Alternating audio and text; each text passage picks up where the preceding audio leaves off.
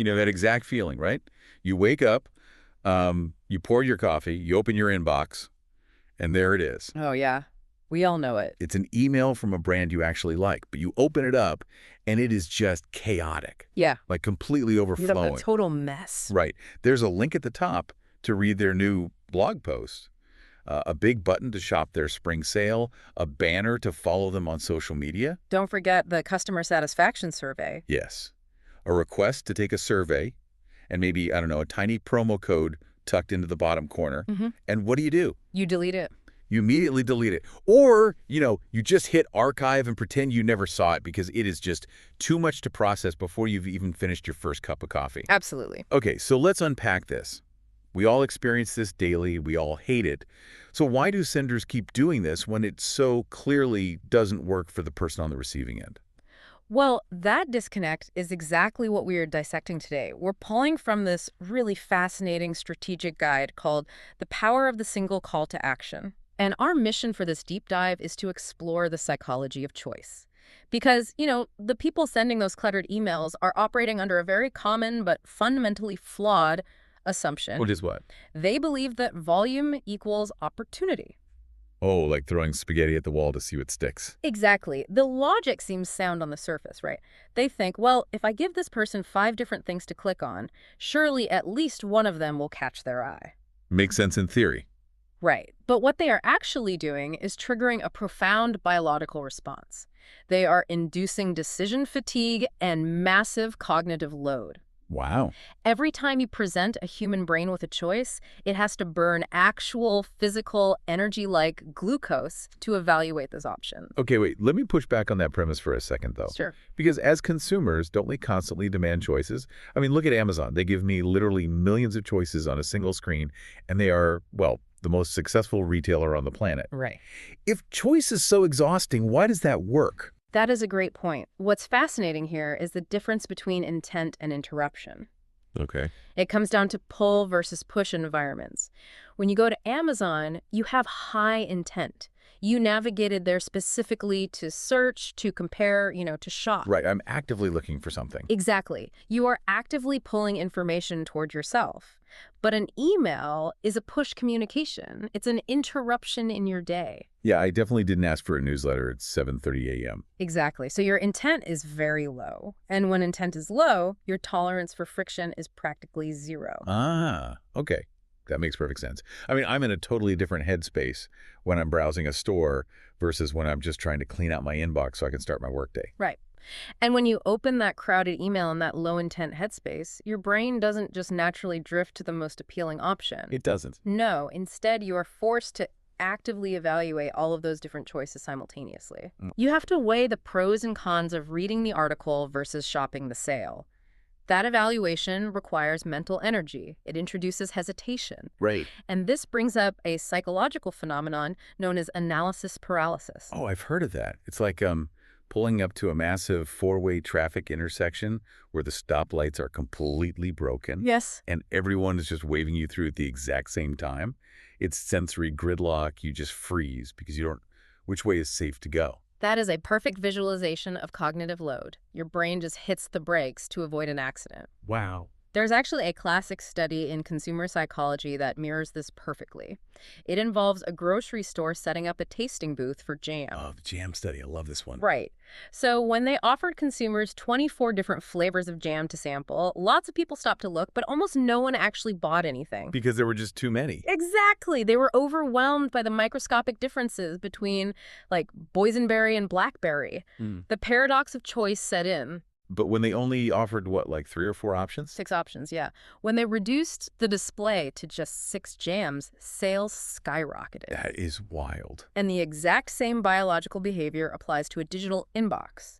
When subscribers face multiple calls to action, they freeze. They take no action at all. It totally reminds me of going to a restaurant. Oh, yeah. Yeah, you sit down, and they hand you this menu that looks like a phone book, like 30 pages of every type of cuisine imaginable. The worst. Right. You spend 20 minutes stressing over what to get, terrified of making the wrong choice, and you usually end up ordering something safe and boring. Ah. Or you just feel exhausted by the time the waiter arrives. Yep. But compare that to a restaurant that hands you a curated one-page menu 3 appetizers, 5 entrees. You make a choice in 30 seconds, and you feel great about it. And the data completely backs up that intuition. The statistics highlighted in our source material are, frankly, staggering. Let's hear them. When you reduce an email to just one call to action, or CTA as they call it, it increases clicks by 371%. Wait, 371%? Yes. Just by deleting the extra links. That is mind-blowing. Oh, it gets better. Reducing to a single CTA increases sales by 1,617%. Okay, wait, let me make sure I heard that right. 1,617%. That is the actual measurable impact of removing cognitive friction. That is insane. When we strip away the clutter and present one clear path, the conversion rate goes exponential. Which really begs the question, right? If the Mhm. data is this incredibly clear, I mean, a 1,600% increase in sales is the kind of metric that makes or breaks a business. Oh, absolutely. Are senders just lacking discipline? Why is it so hard for them to just pick one thing? Well, it comes down to internal corporate politics more often than not. Oh, of course it does. Right. Different departments want their piece of the pie. The social media team wants followers. The sales team wants revenue. The content team wants blog readers. So everyone just fights for space in the newsletter. Exactly. They compromise by stuffing everything into one message. But the core principle here is that clarity drives action. Clarity drives action. I like that. And confusion prevents it. If you want someone to take a specific action, you simply cannot offer them an alternative. Every single email must have a single objective. Right. By providing a single CTA, you entirely remove the friction of choice. The reader no longer has to ask, what should I do? They only have to ask, do I want to do this one thing? So you're basically turning a complex multiple choice exam into a simple yes or no question. Precisely. And a yes or no question requires a fraction of the mental bandwidth. Okay, so mathematically and psychologically, the single objective is just vastly superior. The debate is completely over on that front. Agreed. But we need to shift from the theory into the actual mechanics here. Let's do it. How do you actually build this single path so it functions perfectly? Because having one CTA doesn't just mean deleting a few links in the footer. Right, no. It requires a completely holistic approach. It means that every single part of the email, like the subject line, the header image, the body copy, it all, must support that one single outcome. Oh. The entire message has to become a seamless funnel leading to that specific next step. If the goal of the email is to get someone to read a new article, you cannot put a little section at the bottom asking them to browse your new products. Even if it's like visually separated by a nice clean line. Even then, it dilutes the focus. So if the objective is to generate sales, the whole email needs to build context around that specific offer. You're guiding the reader, holding their hand, leading them right to the door. Exactly. And then they have to physically walk through that door, which brings us to a massive technical blind spot for a lot of senders. Okay, here's where it gets really interesting. Yeah. We're talking about the actual physical button you click on your screen. Yes. Because the guide gives some very strict technical advice here. It insists that you need to use what it calls bulletproof buttons, which are built using basic HTML and CSS code. Now, let me push back on this as a consumer. Go ahead. Isn't a beautiful, highly designed image like a gorgeous graphic designed by a professional artist, maybe with some cool texture and custom fonts, isn't that much more enticing than a basic block of internet code? Why are they so adamantly against image-based links? You are right that a beautiful image might look better on a designer's screen, but we have to look at the mechanical reality of the inbox. What's this? Many email clients think Outlook or certain mobile apps block images by default. Oh, right. You get that little red X Yep. or the prompt at the top of the screen that says, right-click to download pictures. But wait, why do they do that? Why default to blocking them? It actually goes back to the early days of spam. Spammers realized that email filters were scanning the text of emails for keywords like, Viagra or lottery. Oh, wow. Yeah. To get around those filters, spammers started embedding their text inside giant JPEG images. The filter couldn't read the text inside the picture, so the spam just sailed right through. Clever but annoying. Very. So in response, email providers simply started blocking all images by default to protect users. So it's basically a security measure. Primarily, yes. It also saves data for users on, cellular networks. Now imagine your beautifully designed, highly enticing CTA button is an image.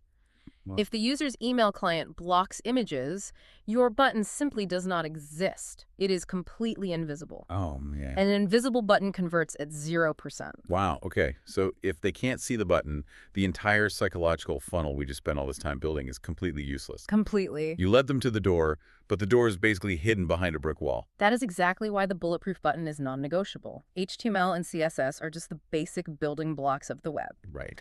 HTML tells the computer what the structure is, and CSS tells it how to paint it. So instead of trying to download a heavy photograph of a butter, the code simply tells the email client, draw a blue rectangle here and put white text inside it. That's like sending an architect's blueprint instead of trying to ship an entire pre-built house on a flatbed truck. I love that analogy. Yes, The blueprint gets past security easily, and the recipient's computer just builds the box on the spot. exactly. It bypasses all of those image blocking filters because it's rendered as text and code. It displays consistently across all devices, whether someone is on a giant curved desktop monitor or, a cracked smartphone screen on a 3G network. That makes total sense. It loads instantly, and crucially, it reduces spam flags because it proves to the email provider that you aren't trying to hide anything inside a massive image file. Okay, so we removed the psychological friction by eliminating extra choices. Check. Now we've removed the technical friction by ensuring the button actually exists when they open the email. Right. But the execution isn't just about the code, it is also about the words you put inside that blue rectangle. The psychology of copywriting. Oh, this is huge. The copy on the button is your absolute final pitch. It is the moment of truth. And yet, so many people use incredibly vague language. Like what? Words like submit or click here, they're terrible because they don't tell the brain what happens next. Yeah, submit sounds like you're agreeing to a 50-page terms of service document. Exactly. Or handing over your tax returns. It feels heavy. It's a friction word. It really is. It implies work. It implies giving something up. Instead, the language needs to be clear, action-oriented, and benefit-driven. So like, get started. Yes, get started. Shop the sale. Download your guide. These phrases paint a picture of the future state. They tell the recipient exactly what the reward is once they click. Right. It removes that final micro-ounce of hesitation. Yeah. When the language is completely transparent, it gives the reader confidence to move forward. Now, I want to clarify something for you listening, because you might be thinking about your own emails and saying, but what if my message is a bit longer? Do I really only get one single clickable link in the entire email? A very common question. What if they don't scroll all the way to the bottom? Yeah, this is a very common point of confusion. The rule is not only one hyperlink per email. Okay. The rule is only one primary objective per email. Okay, let's break that down. So you can have multiple links, maybe a text link in the first introductory paragraph, maybe a clickable image in the middle, and then your big HTML bulletproof button at the bottom. Correct. But they must absolutely, without fail, lead to the exact same landing page. Exactly. If they all support the same objective, they are functioning as a single call to action. You are just giving the reader multiple opportunities to take that one specific step. Okay, I see. The key is avoiding different actions that divide the reader's attention. If your top link goes to a blog post and your bottom button goes to a checkout page, you have broken the rule. Because you've introduced choice. Right. But if they both go to the checkout page, you are reinforcing the focus. Okay, so we've got psychology locked in. We've removed the extra choices. We've got our bulletproof HTML button, so it always loads. And we've got crystal clear, benefit-driven copy. Sounds perfect. We have built the perfect, helpful doorway. But even if you have this flawless, psychologically optimized setup, the context of when you send it and who you send it to can still completely make or break the outcome, right? Oh, 100%. Strategy and execution are nothing without context. Even the strongest, most beautifully coded CTA will underperform if it is delivered at the wrong time or to a person who has no need for it. We see this with triggered and transactional emails, don't we? We do. These are the emails that are sent automatically based on a specific behavior you just took. Mhm. And the data shows these achieve 2 to 3 times higher click-through rates than standard mass blast campaigns. And if we connect this back to the psychology of intent we discussed earlier, it makes perfect sense. Right, the pull versus push. Exactly. Why do they perform 2 to 3 times better? Because they feel entirely natural. They are expected. The email is highly relevant because it aligns directly with an action the user just took. Like getting a welcome email 2 minutes after you subscribe to a newsletter. Yeah. Or a digital receipt the second you buy a coffee. Yeah. You are already in that specific headspace. Yeah. You are primed for that exact message. And the most powerful manifestation of this is the cart abandonment email. Oh, the classic, hey, you left something behind message. Yep. You put a pair of shoes in your online cart, the dog barks, you get distracted, you close your laptop, and an hour later you get an email with a picture of those exact shoes. When executed correctly, with a single clear CTA, cart abandonment emails can exceed a 5% click-through rate. Wow. In the digital marketing landscape, where average click rates are often a fraction of a percent, 5% is astronomically high. So what does this all mean for the user's journey? Is it fair to say the call to action actually begins the moment they take their very first action on a website, rather than just when they see the button in their inbox? That is an incredibly astute way to look at it. The high conversion rate happens precisely because the email is not an interruption. It's a continuation. Exactly. It is merely a continuation of a narrative the user already started. The intent to purchase the shoes already exists in their brain. Right. The CTA in that cart abandonment email isn't trying to convince them to want the product. It is simply removing the friction and guiding them back to complete an action they already initiated. The transition from the message to the action feels entirely seamless. It's like a waiter quietly bringing the check to your table right as you finish your dessert, versus a door-to-door salesman banging on your front door at dinner time. Yes. One is a helpful continuation of the experience. The other is a jarring interruption. Which highlights why segmentation is so critical. Sending targeted content to the right audience, specifically at the right stage of their journey, drives significantly more engagement than broad blasts. Makes sense. When the message aligns perfectly with the reader's current needs, the CTA doesn't feel like a sales pitch. It feels like a helpful solution to a problem they currently have. And if you don't have that alignment, you run into the pitfalls that absolutely kill engagement. Like poor placement. Right. If you have the perfect bulletproof button, but you bury it way down to the bottom of a massive wall of text, people just won't find it. Out of sight, out of mind. The CTA needs to be prominent. It needs to be the natural conclusion to the visual hierarchy of the email. And then there's weak alignment, which I think is fascinating from a storytelling perspective. Go on. If the content of the email does not naturally lead directly into the CTA, the reader won't feel motivated to act. It's like you're telling a heartwarming story about a great family vacation you took, and then the button at the bottom says, buy our enterprise accounting software. Yeah, your brain just short circuits. Exactly. The setup does not match the punchline. If there is a disconnect between the narrative of the email and the action required by the button, the reader experiences confusion. They have to stop and figure out how point A connects to point B. And as we established at the very beginning of this deep dive, Confusion prevents action. okay, this has been an incredibly enlightening deep dive. We've gone from the messy, overwhelming reality of our daily inboxes to the hard biological data of cognitive load. We really covered a lot. We've seen how removing options can drive a massive 1,600% increase in action just by saving the brain from decision fatigue. We unpack the mechanics of why invisible image buttons fail and why those simple HTML blueprints succeed. Blueprint buttons for the win. Yes. And finally, how the timing of the user's journey is the ultimate contextual wrapper for all of this. The ultimate takeaway here is a profound shift in how we view communication as a whole. Whether it is email marketing, internal corporate memos, or interpersonal relationships, communication isn't just about delivering information. Right. It is fundamentally about guiding behavior. You aren't just a news anchor reading the daily headlines. You are a tour guide showing them exactly where to step next. When you present too many choices, you create mental gridlock. You paralyze your audience. But when you focus on one single clear call to action, you are providing direction. You simplify their decision-making process.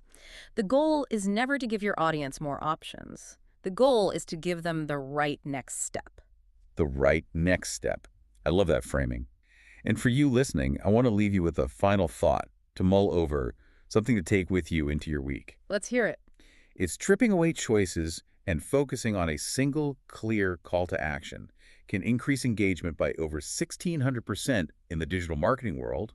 Well, where else in your daily life are you currently offering too many choices and creating unnecessary friction? Oh, that's a great question. Think about your daily communications.